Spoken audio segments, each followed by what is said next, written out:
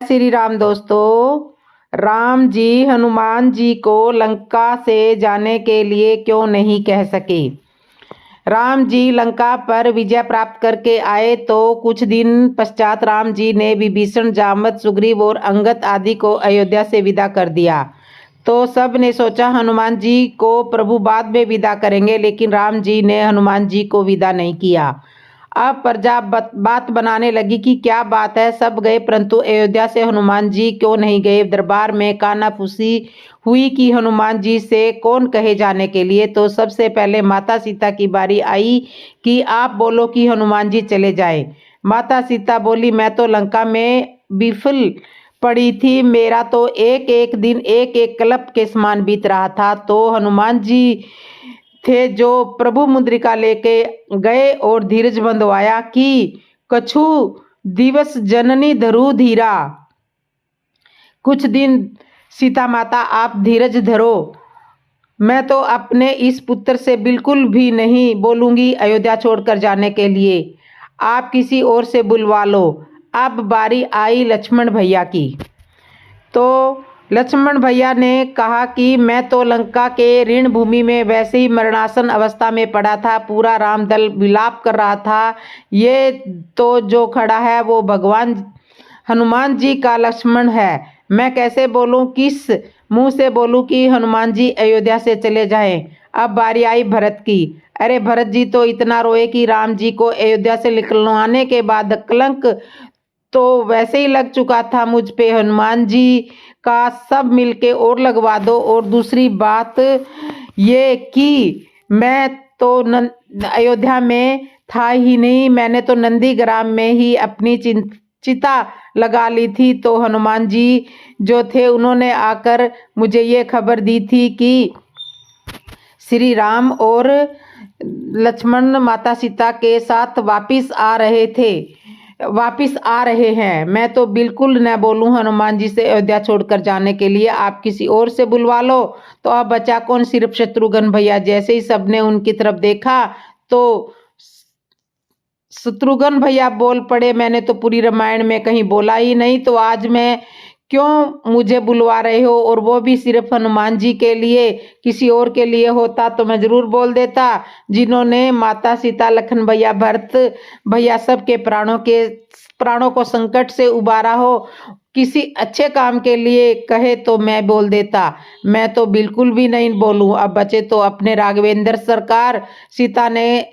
माता सीता ने कहा, प्रभु आप तो तीनों लोकों के स्वामी हो, और देखती हूँ आप हनुमान जी से सब कुछ आते हैं और आपसे मैं भी कहते हो या नहीं, तो प्रति उपकारा करो का तोरा।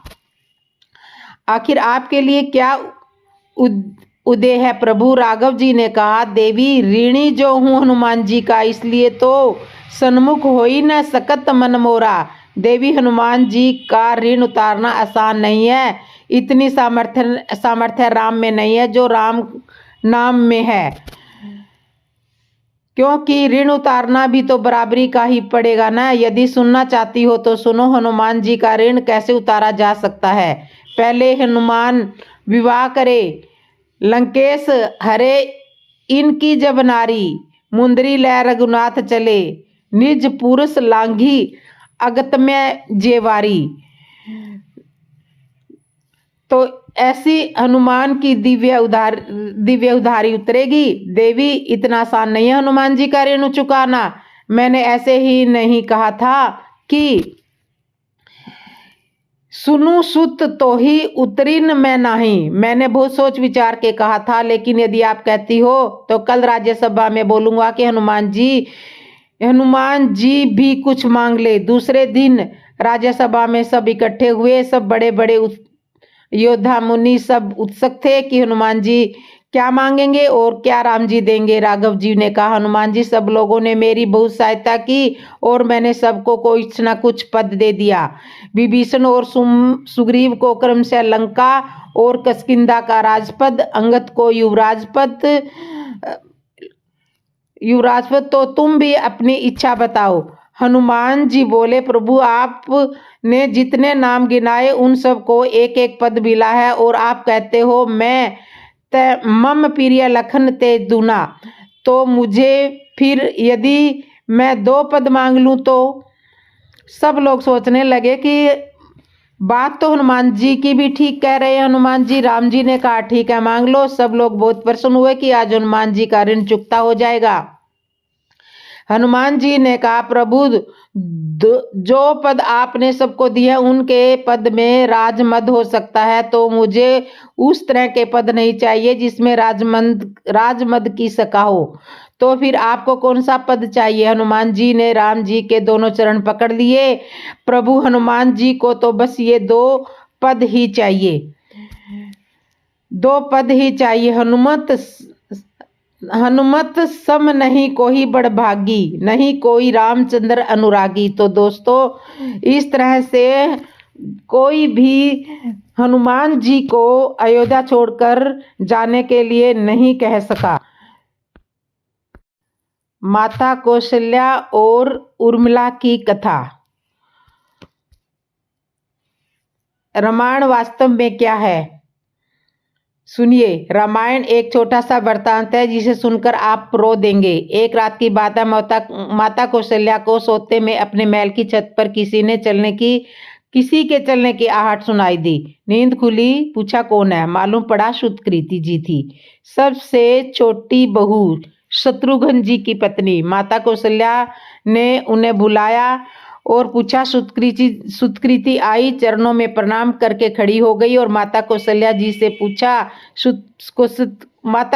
ने पूछा सुकृति, इतनी रात को अकेली छत पर क्या कर रही हो बेटी? क्या नींद नहीं आ रही? शत्रुघ्न कहाँ है? सुकृति की आंखें भर आई, माँ की छाती से चिपटी, गोद में सिमट गई और बोली, माँ उन्हें देखे हुए तो 13 वर्ष हो गए। कौशल्या जी का हृदय कांप गया, मानो लड़खड़ा गया। तुरंत आवाज लगाई, सेवक दौड़कर आए। आधी रात को पालकी तैयार की गई, आज शत्रुघ्न जी की खोज होगी। माँ साथ में चली। आपको मालूम है शत्रुघ्न जी कहाँ मिलेंगे? नगरी अयोध्या जी के जिस दरवाजे के बाहर भरत जी नंदीग्राम में तपस्वी होकर रहते हैं, उसी दरवाजे के भीतर एक पत्थर की उसी शिला पर अपनी बाहों का तकिया बनाकर लेटे मिले। माँ उनके सिरहाने बैठ गई, बालों में हाथ फिराया तो शत्रुघ्न जी ने आंखें खोली, देखा तो सामने माँ। उठे, चरणों में गिर पड़े। माँ आपने क्यों कष्ट किया? मुझे बुलवा लिया होता। माँ ने कहा शत्रुघ्न यहाँ कोई शत्रुघ्न जी की रुलाई शत्रुघ्न यहाँ क्यों? शत्रुघ्न जी की रुलाई फूट पड़ी। माँ भैया राम जी पिताजी की आज्ञा से वन में गए हैं, भैया लक्ष्मण जी उनके पीछे चले गए, भैया भरत जी नंदीग्राम में है। तो क्या ये महल, ये रथ, ये राजसीवी वस्त्र ठाट वाट विधाता ने मेरे लिए बनाए हैं? माता कौशल्या जी निरुत्तर रह गई। देखिए क्या है ये रामायण कथा? ये भोग की कथा नहीं, त्याग की कथा नहीं है। यहाँ तो त्याग की मानो प्रयोगिता चल रही है और सभी प्रथम है, कोई पीछे नहीं रहना चाहता। चारों भाइयों का प्रेम और त्याग देखकर एक दूसरे के प्रति अद्भुत अभिनय और अलौकिक है। रामायण जीवन जीने की सबसे उत्तम शिक्षा देती है। भगवान राम को 14 वर्ष का वनवास हुआ तो उनकी पत्नी सीता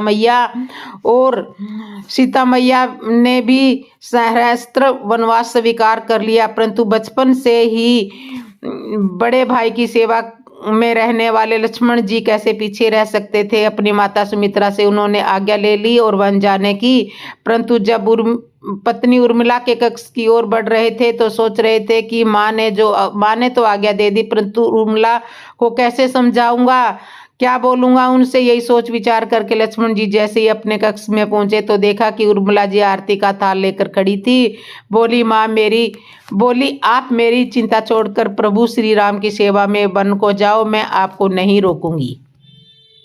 मेरे कारण आपकी सेवा में कोई बाधा नहीं आए, इसलिए साथ जाने की जिद भी नहीं करूंगी। लक्ष्मण जी को कहने में संकोच हो रहा था, परंतु उनके कुछ कहने से पहले ही उर्मिला जी ने उन्हें संकोच से बाहर निकाल दिया।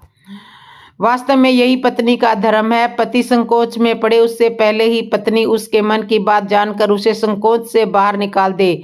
लक्ष्मण जी तो चले गए, परंतु 14 वर्ष तक उर्मिला ने एक तपस्विनी की भांति कठोर तप किया। वन में प्रभु श्री राम माता सीता की सेवा में लक्ष्मण जी कभी सोए नहीं, परंतु उर्मिला ने भी अपने महलों के द्वार कभी बंद नहीं किए और सारी रात जाग कर उस दीपक की लौ को बुझने नहीं दिया। मेघनाथ से युद्ध करते हुए जब लक्ष्मण जी को शक्ति लग जाती है तो हनुमान जी उनके लिए संजीवनी पर्वत लेकर लौट रहे थे, तो बीच रास्ते में हनुमान जी अयोध्या के ऊपर से गुजर रहे तो भरत जी ने उन्हें राक्षस समझकर बाण मार दिया और हनुमान जी घायल होकर गिर जाते हैं। तब हनुमान जी भरत जी को सारा वृतांत सुनाते हैं कि सीता जी को रावण हर कर ले गया है, युद्ध में लक्ष्मण जी मूर्छित हो गए हैं। यह सुनते ही कौशल्या जी कहती है कि राम को कहना लक्ष्मण के बिना अयोध्या में पैर भी मत रखना। तब राम वन में ही रहे। लक्ष्मण की माता सुमित्रा कहती है कि राम से कहना कि कोई बात नहीं, अभी शत्रुघ्न है मेरे पास, मैं उसे वहां भिजवा दूंगी। मेरे दोनों पुत्र राम की सेवा के लिए ही मैंने जन्मे हैं। माताओं का प्रेम देखकर हनुमान जी की आंखों में आंसुओं की धारा बह रही थी, परंतु जब उन्होंने उर्मिला की तरफ देखा तो सोचने लगे कि यह क्यों एकदम शांत और प्रसन्न खड़ी है, क्या इन्हें अपने पति के प्राणों की कोई चिंता नहीं है। हनुमान जी पूछते हैं, देवी जी आपकी प्रसन्नता का क्या कारण है? आपके पति के प्राण संकट में है, सूर्य उदय होते ही सूर्य कुल का दीपक बुझ जाएगा। उर्मिला का उत्तर सुनकर तीनों लोगों का कोई भी प्राणी उनकी वंदना किए बिना नहीं रह सकता। उर्मिला बोली, मेरा दीपक संकट में नहीं है, वो बुझ ही नहीं सकता। रही सूर्योदय की बात, तो आप चाहें तो कुछ दिन अयोध्या में विश्राम कर लीजिए, क्योंकि आपके वहां पहुंचे बिना सूर्य उदित हो ही नहीं सकता। आपने कहा है कि प्रभु श्री राम मेरे पति पति को गोद में लेकर बैठे हैं, तो मनुष्य योगेश्वर प्रभु श्री राम की गोदी में लेटा हो, काल उसे छू भी नहीं सकता। यह तो वो दोनों ही लीला कर रहे हैं। मेरे पति जब से वन में गए हैं तब से सोए नहीं है। उन्होंने न सोने का प्रण लिया था, इसलिए वे थोड़ी देर विश्राम कर रहे हैं, और जब भगवान की गोद मिल गई तो विश्राम थोड़ा ज्यादा हो गया। वे अभी उठ जाएंगे, और शक्ति मेरे पति को लगी ही नहीं सकती तो प्रभु श्री राम जी को लगी है। मेरे पति की श्वास श्वास में राम है, हर धड़कन में राम है, उनके रोम रोम में राम है, उनके खून की बूंद में राम है, और जब उनके शरीर और आत्मा में सिर्फ राम ही है तो वो शक्ति राम को ही लगी होगी, दर्द भी राम को ही हो रहा होगा। इसलिए हनुमान जी आप निश्चित होकर जाएं, सूर्य उदय नहीं होगा। राम राज्य की नींव राजा जनक की ही बेटियां थी, कभी सीता तो कभी उर्मिला। भगवान राम ने तो केवल राम राज्य का कलश स्थापित किया था, परंतु वास्तव में राम राज्य इन सब के प्रेम, त्याग, समर्पण और बलिदान से ही आया। जिस मनुष्य में प्रेम, त्याग, समर्पण की भावना हो, उस मनुष्य में ही राम बसता है। कभी समय मिले तो अपने वेद, पुराण, गीता, रामायण में पढ़ने और समझने का प्रयास कीजिए। जीवन को एक अलग नजरिए से देखने और जीने का सलीका आपको मिल जाएगा। तो ये थी रामायण की बहुत ही अच्छी सी कथा। मैं आपको राजा दशरथ के मुकुट की कथा सुनाती हूँ। अयोध्या के राजा दशरथ एक बार भ्रमण करते हुए वन की ओर निकले, जहाँ उनका सामना बाली से हो गया। राजा दशरथ की किसी बात से नाराजगी बाली से हो गई। बाली से नाराजगी होने के बाद उन्हें युद्ध के लिए चुनौती दी गई। राजा दशरथ की तीनों रानियों में से कैकेयी अस्त्र शस्त्र व रथ चलाने में पारंगत थी, अतः अक्सर वह राजा दशरथ के साथ युद्ध में भ्रमण करने के लिए राजा दशरथ कैकेयी को अपने साथ ले जाया करते थे। इसलिए इस बार भी युद्ध में राजा दशरथ के साथ कैकेयी थी। जब बाली व राजा दशरथ के मध्य भयंकर युद्ध चल रहा था, उस समय संयोगवश रानी कैकेयी भी उनके साथ थे। युद्ध में बाली राजा दशरथ पर भारी पड़ने लगा। वह इसलिए क्योंकि बाली को यह वरदान था कि उसकी दृष्टि यदि किसी पर पड़ जाए तो उसकी आदि शक्ति बाली को प्राप्त हो जाती थी। अतः अब तो उनकी जीत निश्चित थी कि उन दोनों के युद्ध में हार राजा दशरथ की ही होनी थी। राजा दशरथ के युद्ध में हार जाने पर बाली ने उनके सामने एक शर्त रखी थी। यह शर्त यह थी कि चाहे तो वो अपनी पत्नी कैकेयी को यहाँ पर छोड़कर जाए या फिर रघुकुल की शान अपना मुकुट यहाँ पर छोड़कर जाए। तब राजा दशरथ को अपना मुकुट वहां पर छोड़कर रानी कैकेयी के साथ वापस अयोध्या लौटना पड़ा। रानी कैकेयी को यह बात बहुत दुखी करती थी। आखिर एक स्त्री अपने पति के अपमान को अपने सामने कैसे सह सकती है। यह बात उन्हें हर पल कांटे की तरह चुभने लगी कि उनके कारण राजा दशरथ को अपना मुकुट छोड़ना पड़ा। वह राज मुकुट की वापसी की चिंता में लगी रहती थी। जब श्री राम जी को राज तिलक का समय आया तब दशरथ जी व कैकेयी को मुकुट को लेकर चर्चा हुई। यह बात तो केवल वही दोनों जानते थे। कैकेयी ने जब श्री राम के वनवास का कलंक अपने ऊपर ले लिया था और श्री राम को वनवास भिजवाया था तथा जब रघुकुल की आन को वापिस लाने के लिए उन्होंने श्री राम जी से कहा भी था कि बाली से मुकुट वापस लेकर आना है। श्री राम जी ने जब बाली को मार कर गिरा दिया तो उसके बाद उनका बाली के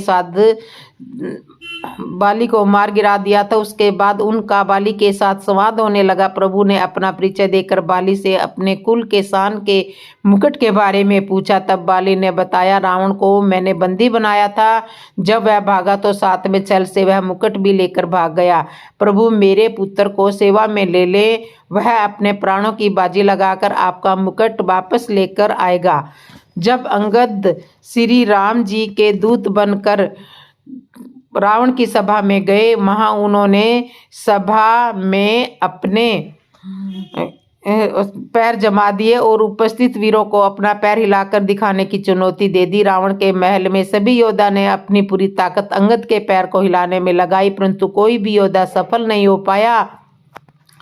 जब रावण के सभा के सारे योद्धा अंगद के पैर को हिला न पाए तो समय रावण अंगद के पास पहुंचा और उसके पैर को हिलाने के लिए जैसे ही झुका, उसके सर से वह मुकुट गिर गया। अंगद वह मुकुट लेकर वापस श्री राम के पास आ गए और यह महिमा थी रघुकुल के राज मुकुट की। राजा दशरथ के पास से मुकुट गया तो उन्हें पीड़ा झेलनी पड़ी। बाली से जब रावण यह मुकुट लेकर गया तो बाली को अपने प्राणों की आहुति देनी पड़ी। इसके बाद जब अंगद रावण से वह मुकुट लेकर गया तो रावण को भी अपने प्राण देने पड़े तथा कैकेयी के कारण ही रघुकुल की लाज बच सकी। यदि कैकेयी श्री रामचंद्र जी को वनवास में नहीं भेजती तो रघुकुल सम्मान मुकुट वापस नहीं आता और कैकेयी ने कुल के सम्मान के लिए सभी कलंक और अपयश अपने ऊपर ले लिए थे। इसलिए श्री राम अपनी माताओं में सबसे ज्यादा प्रेम कैकेयी को ही करते थे। श्री राम कैकेयी माता को इसलिए भी बहुत प्रेम व आदर करते थे क्योंकि कैकेयी के द्वारा ही उनका अवतार लेना सार्थक होना था। तो इस तरह से राजा दशरथ जी का मुकुट जो है वो वापिस आया था। मैं आपको राम की बहन दशरथ की बेटी शांता की कथा आपको सुना रही हूँ। यह बात है त्रेता युग की, जब प्रभु श्री राम मनुष्य रूप में अवतरित नहीं हुए थे। उनके पिता राजा दशरथ अयोध्या में राज किया करते थे। महाराज दशरथ वेदों के ज्ञाता, दूरदर्शी, महान तेजस्वी राजा थे। वे इक्ष्वाकु वंश के अतिरिथि थे। अतिरिथि यह वह योद्धा होते हैं जो एक साथ 10,000 महारथियों के साथ अकेले युद्ध करने में समर्थ होते थे। राजा दशरथ के राज्य का वैभव एवं प्रतिष्ठा दूर दूर तक फैली हुई थी। धर्म, अर्थ व सारी सुविधाओं के पूर्ण राज्य अयोध्या के नागरिक सुखपूर्वक अपना जीवन यापन कर रहे थे। महाराज दशरथ के अनन्य मित्र थे अंग देश के राजा रोमपाद। महाराज दशरथ व अंगराज रोमपाद बाल्यकाल के ही मित्र थे। रोमपाद अंगराज बृहद्रथ के पुत्र थे। बृहद्रथ के वृद्ध हो जाने के बाद रोमपाद अंग प्रदेश के राजा बने, परंतु रोमपाद अंगराज बृहद्रथ के कोई पुत्र नहीं थे। अंगराज ने रोमपाद को गोद लिया था। रोमपाद यदुवंशी राजा विदर्भ के पुत्र थे। राजा विदर्भ व राजा बृहद्रथ अन्य मित्र थे। राजा विदर्भ के अन्य पुत्र थे तब अंग प्रदेश के राजा भद्रद्रव ने राजा भद्रव से उनके पुत्र रोमपाद को गोद ले लिया। इस तरह से रोमपाद भद्रव के दत्तक पुत्र कहलाए। अंगराज रोमपाद का विवाह राजकुमारी वैष्णी से हुआ। अंगराज रोमपाद को बहुत समय तक कोई संतान प्राप्त नहीं हुई। उनको यह भय सताने लगा कि कहीं उनकी भी संतान नहीं हुई तो क्या होगा। तब महाराज दशरथ की भी कोई संतान नहीं थी, परंतु उनके मित्र का मानसिक कष्ट दूर करने के लिए उन्होंने अपने मित्र रोमपाद से कहा कि यदि मेरे संतान होने तक मुझे संतान प्राप्ति नहीं होती, मेरे बूढ़े होने तक भी संतान प्राप्त नहीं होती, तब मैं अपनी पहली संतान मैं तुम्हें दे दूंगा। राजा दशरथ की पटरानी देवी कौशल्या थी। कुछ वर्ष उपरांत महारानी कौशल्या ने महाराज दशरथ की पुत्री को जन्म दिया। उनकी पुत्री का नाम शांता रखा गया। राजा दशरथ की पुत्री शांता बाल्यकाल से ही दिव्य लगती थी। उनके माता पिता उनसे अत्यधिक प्रेम करते थे। अंगराज रोमपाद को भी इस समाचार का पता चला। अंगराज रोमपाद अपने मित्र से मिलने के लिए चले आए। पहले रोमपाद ने बच्ची को आशीर्वाद दिया और सप्रेम भेंट किया। कुछ पहर बाद उन्होंने महाराज दशरथ को उनकी कही बात याद दिलाई, साथ ही विनती करी कि संतानहीनता की व्यथा कही। महारानी कौशल्या जानती थी कि महाराज दशरथ वचनबद्ध है, परंतु महाराज को अपनी पहली संतान के प्रति प्रगाढ़ प्रेम था। तब महारानी कौशल्या ने अपनी बात रखी, तो हमारी एक संतान हो चुकी है, आगे भी हमारी और भी संतान होने की संभावना है, परंतु अंगराज रोमपाद की एक भी संतान नहीं है। क्या पता उन्हें संतान होने की संभावना है या नहीं। हमारी पुत्री हमारा हृदय है। महारानी आगे कहती है, वही दूसरी ओर अंगराज रोमपाद आपके भ्राता तुल्य है। वे शांता से बहुत प्रेम भी करते हैं। यदि हम अपनी पुत्री उन्हें दे दें तो भार्या तुल्य मित्र का कष्ट दूर हो जाएगा। वही हमारी पुत्री को प्रेम पूर्ण माता पिता भी मिल जाएंगे। अतः तो उन्होंने हमारी ही पुत्री, उनके लिए जो करना होगा हम वैसे भी करेंगे। इन सब से अधिक आवश्यकता आपका वचन और आपका मान रहेगा। और महारानी कौशल्या की बात सुनकर राजा दशरथ ने अपनी पुत्री शांता अंगराज रोमपाद को पुत्री स्वरूप में सौंप दिया। शांता को पुत्री रूप में पाकर अंगराज रोमपाद की अति प्रसन्न हुए। उन्होंने ही देवी शांता का विवाह आदि संस्कार किए। राजा दशरथ ने अपनी पुत्री शांता का त्यागा नहीं था, अपितु अपने मित्र रोमपाद को संतानहीन होने पर पुत्री रूप में दिया था। तो ये थी राजा दशरथ की पुत्री। रामायण की एक बहुत ही सुंदर कथा। दरअसल ये प्रसंग उस वक्त का है जब हनुमान जी श्री राम के निर्देश पर माता सीता को खोजने के लिए लंका पहुंचे थे। उस वक्त हनुमान जी ने माता सीता को देखा नहीं था, पर उनके गुणों के आधार पर वो लंका महल में देवी सीता को खोज रहे थे। पर काफी प्रयासों के बावजूद हनुमान जी को देवी सीता के कहीं दर्शन नहीं हुए।